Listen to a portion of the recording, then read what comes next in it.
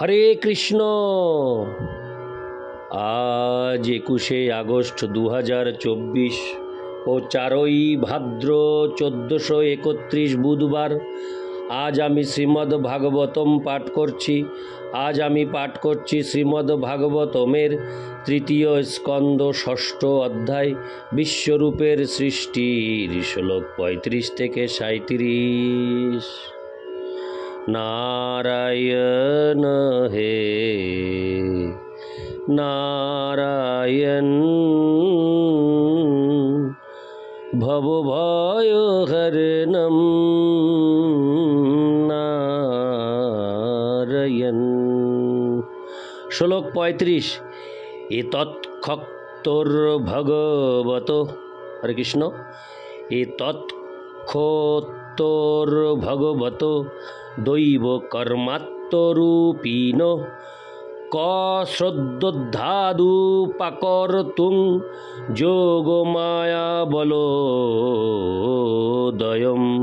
অনুবাদ: হে বিদুর, পরমেশ্বর ভগবানের অন্তরঙ্গা শক্তির দ্বারা প্রকাশিত বিরাট রূপের দিব্য কাল, কর্ম এবং শক্তির মাহাত্ম্য কে নিরূপণ করতে পারে বা মাপতে পারে? তাৎপর্য: কূপমণ্ডূক সদৃশ দার্শনিকেরা ভগবানের যোগমায়ার দ্বারা প্রদর্শিত বিরাট রূপ সম্বন্ধে জল্পনা কল্পনা করতে পারে, কিন্তু প্রকৃতপক্ষে এই বিরাট রূপের আয়তন মাপা কারো পক্ষেই সম্ভব নয়। ভগবদ্গীতায় 11-16 সর্বজন স্বীকৃত ভগবদ ভক্ত অর্জুন বলেছেন, অনেক বাহুদর বক্ত্র নেত্রং পশ্যামি তাং সর্বত হনন্ত রূপম নান্তং ন মধ্যং ন পুনস্তবাদিং পশ্যামি বিশ্বেশ্বর বিশ্বরূপ। হে প্রভু, হে বিশ্বেশ্বর বিশ্বরূপ, আমি সর্বত্র আপনার অসংখ্য বাহু, উদর, মুখ ও নেত্র দর্শন করছি এবং সেই সবই অন্তহীন। আমি সেই রূপের অন্ত, মধ্য এবং আদি খুঁজে পাই না। ভগবদ্গীতার উপদেশ বিশেষভাবে অর্জুনকে দেওয়া হয়েছিল এবং তারই অনুরোধে ভগবান তার বিশ্বরূপ প্রদর্শন করেছিলেন। সেই বিশ্বরূপ দর্শন করার জন্য তাকে বিশেষ দিব্য দৃষ্টি প্রদান করা হয়েছিল। তবুও ভগবানের অসংখ্য বাহু, মুখ ইত্যাদি দর্শন করা সত্ত্বেও তিনি পূর্ণরূপে তাকে দর্শন করতে সক্ষম হননি।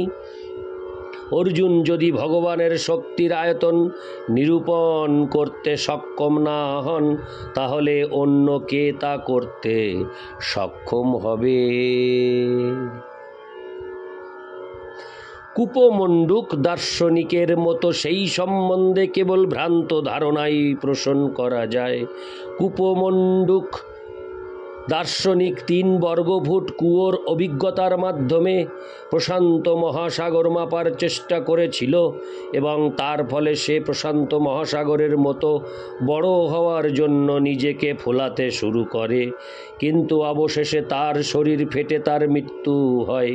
এই কাহিনীটি সেই সমস্ত মনোধর্মী দার্শনিকদের ক্ষেত্রে প্রযোজ্য যারা ভগবানের বহিরঙ্গা মায়া শক্তির প্রভাবে আচ্ছন্ন হয়ে পরমেশ্বর ভগবানের দৈর্ঘ্য এবং প্রস্থ মাপার দুরাশা পোষণ করে।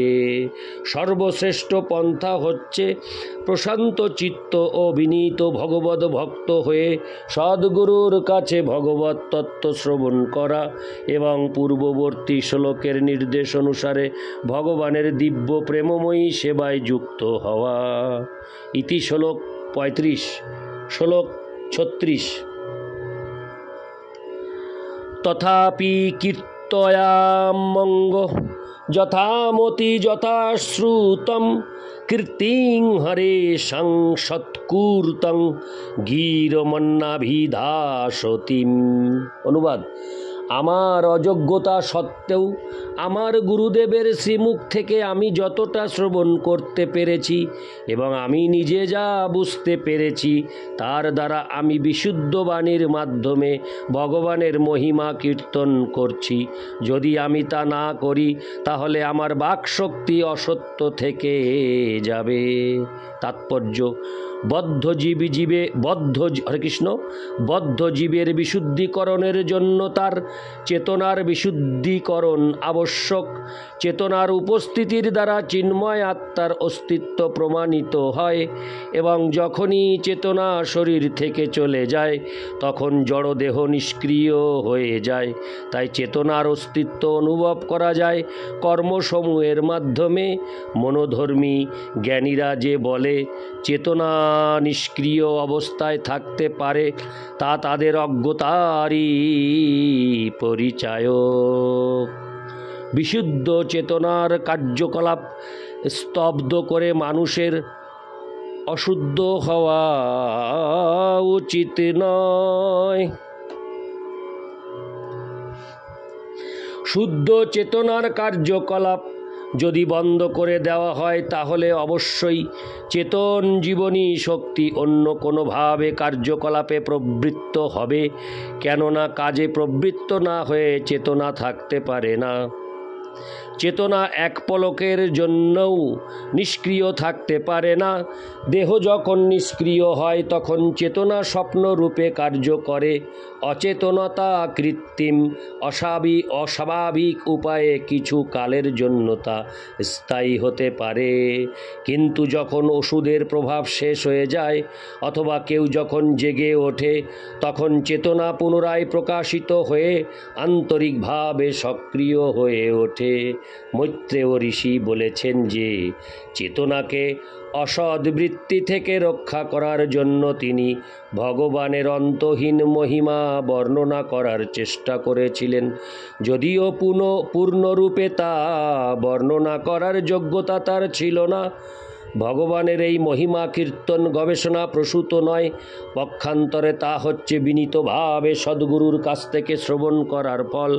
সদ্গুরুর কাছ থেকে যা কিছু শোনা হয়েছে তা সব পুনরাবৃত্তি করা সম্ভব নয়, তবে সৎ প্রচেষ্টার দ্বারা যতখানি সম্ভব বর্ণনা করা যেতে পারে। ভগবানের মহিমা পূর্ণরূপে বর্ণনা করা না গেলেও তাতে কিছু আসে যায় না। দেহ, মন এবং বাক্যের ক্রিয়াকলাপের দ্বারা ভগবানের দিব্য মহিমা কীর্তন করার প্রচেষ্টা করা মানুষের অবশ্য কর্তব্য। তা না হলে তাদের কার্যকলাপ অশুদ্ধ এবং অপবিত্র থেকে যাবে। মন এবং বাণীকে ভগবানের সেবায় নিয়োজিত করার মাধ্যমেই কেবল বদ্ধ জীবের সত্তাকে পবিত্র করা সম্ভব। বৈষ্ণব ধারায় সন্ন্যাসীরা ত্রিদণ্ড গ্রহণ করেন। এই ত্রিদণ্ড দেহ, মন এবং বাক্য ভগবানের সেবায় নিয়োজিত করার প্রতিজ্ঞার প্রতীক। কিন্তু একদণ্ডী সন্ন্যাসীরা পরমেশ্বর ভগবানের সঙ্গে এক হয়ে যাওয়ার প্রতিজ্ঞা গ্রহণ করেন। ভগবান যেহেতু পরম তত্ত্ব, তাই তার মহিমা হরে কৃষ্ণ, তাই তার মহিমা এবং তার মধ্যে কোনো পার্থক্য নেই। লাইনটি আমি আরেকবার পাঠ করছি। ভগবান যেহেতু পরম তত্ত্ব, তাই তার মহিমা এবং তার মধ্যে কোনো পার্থক্য নেই। বৈষ্ণব সন্ন্যাসীরা যে ভগবানের মহিমা কীর্তন করেন তা স্বয়ং ভগবান থেকে অভিন্ন, এবং এইভাবে ভগবানের মহিমা কীর্তন করার ফলে ভগবদ্ ভক্ত চিন্ময় স্বার্থের বিচারে ভগবানের সঙ্গে একাত্ম হয়ে যান। যদিও তিনি নিত্যকাল ভগবানের অপ্রাকৃত সেবকই থাকেন, ভক্তের এই যুগপথ অভিন্ন এবং ভিন্ন স্থিতি তাকে চিরতরে পবিত্র করে এবং তার ফলে তার জীবন পূর্ণরূপে সাফল্যমণ্ডিত হয়। ইতি শ্লোক 36। শ্লোক 37। একান্ত লাভং বচসনু পুংসাং সুশ্লোক মৌলের গুণবাদ মাহু শ্রুতেশ্চ বিদ্যদ্ভিরূপাকৃতাং কথা সুধায়ামুপসম্প্রয়োগম কথা সুধায়ামুপসম্প্রয়োগম। অনুবাদ: পূর্ণ শ্লোক ভগবানের কার্যকলাপ এবং গুণাবলী কীর্তন করাই মানব জীবনের সর্বোচ্চ সিদ্ধি। ভগবানের এই সমস্ত কার্যকলাপ মহান ঋষিগণ এমনই সুন্দরভাবে লিপিবদ্ধ করেছেন যে কেবল তার সমীপবর্তী হওয়ার ফলেই শ্রবণেন্দ্রিয়ের প্রকৃত উদ্দেশ্য সাধিত হয়। তাৎপর্য: নির্বিশেষবাদীরা ভগবানের লীলা শ্রবণ করতে অত্যন্ত ভয় পায়, কেননা তারা মনে করে যে ব্রহ্ম নির্বাণ লাভ করাই হচ্ছে জীবনের চরম উদ্দেশ্য।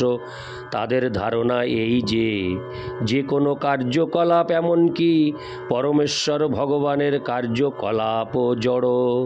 কিন্তু এই শ্লোকে যে আনন্দের উল্লেখ করা হয়েছে তা ভিন্ন প্রকার, কেননা তা দিব্য গুণাবলী সমন্বিত পরমেশ্বর ভগবানের লীলা সম্পর্কিত। এই শ্লোকে গুণবাদম শব্দটি তাৎপর্যপূর্ণ, কেননা ভগবানের গুণাবলী, কার্যকলাপ এবং লীলা ভগবদ ভক্তদের আলোচনার বিষয়। মৈত্রেয় ঋষির মতো একজন মহর্ষি অবশ্যই জড় বিষয়ে আলোচনা করার ব্যাপারে উৎসাহী ছিলেন না, কিন্তু তা সত্ত্বেও তিনি বলেছেন যে ভগবানের কার্যকলাপের বিষয়ে আলোচনা করাই পারমার্থিক উপলব্ধির সর্বোচ্চ সিদ্ধি।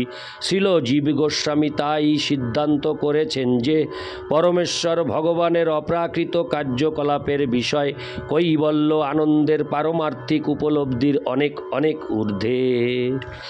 ভগবানের এই সমস্ত অপ্রাকৃত কার্যকলাপ মহর্ষিগণ এমনভাবে লিপিবদ্ধ করেছেন যে তা শ্রবণ করা মাত্রই পূর্ণরূপে পারমার্থিক উপলব্ধি হয় এবং সেই সঙ্গে শ্রবণ ও বাণীর সম্যক উপযোগও হয়।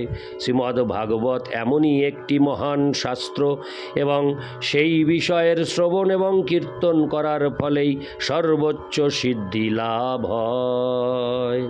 ইতি শ্লোক 37। নারায়ণ হে নারায়ণ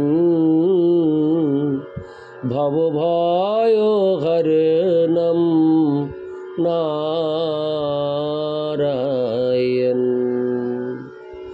হরে কৃষ্ণ। জয় রাধে রাধে গোবিন্দ। রাধে রাধে। হরি বল।